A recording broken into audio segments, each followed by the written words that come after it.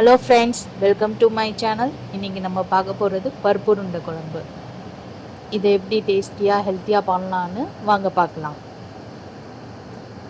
துவரம்பருப்பு 200 கிராம், கடலைப்பருப்பு 100 கிராம்.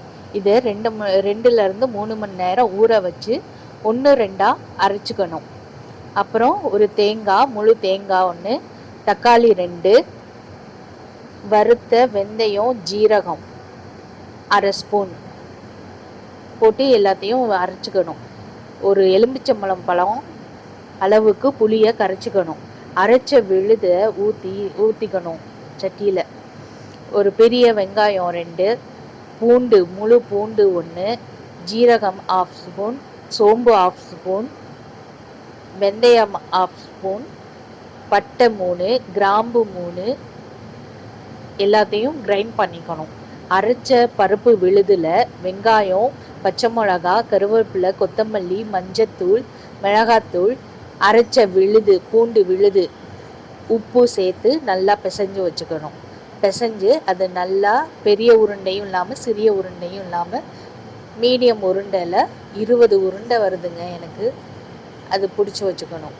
அரைச்ச விழுதில் மிளகாத்தூள் 1 ஸ்பூன், மிளகாத்தூள் 2 ஸ்பூன், மஞ்சத்தூள் 1 ஸ்பூன், மல்லித்தூள் 2 ஸ்பூன்,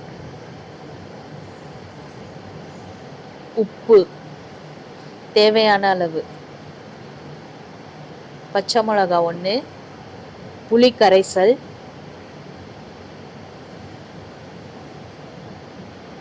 எல்லாத்தையும் சேர்த்து கையால் நல்லா பிசைஞ்சு விட்டுக்கோங்க.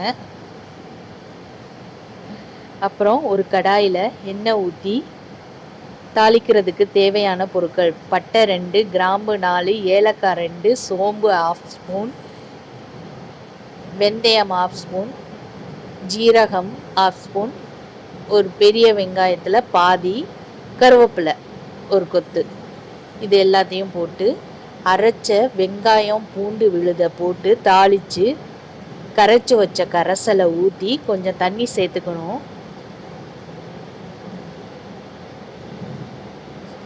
குழம்பு கொதித்ததும் கொஞ்சம் தண்ணி விட்டு ஸ்லோ ஃப்ளேமில் வச்சு உருண்டையை ஒவ்வொன்றா போடணும். தனித்தனியாக ரவுண்டாக போட்டுட்டு வரணும்.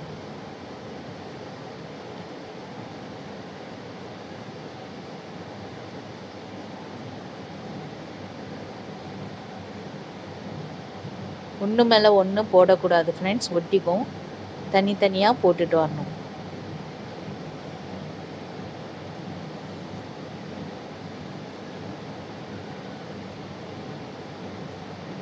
கரண்டி போட்டு கலக்கக்கூடாது. 20 நிமிஷம் கழித்து உருண்டைங்க வெந்து மேலே வரும். அப்போ 1/2 ஸ்பூன் மிளகுத்தூள், கொத்தமல்லி தூவி இறக்கிடணும். தயார்.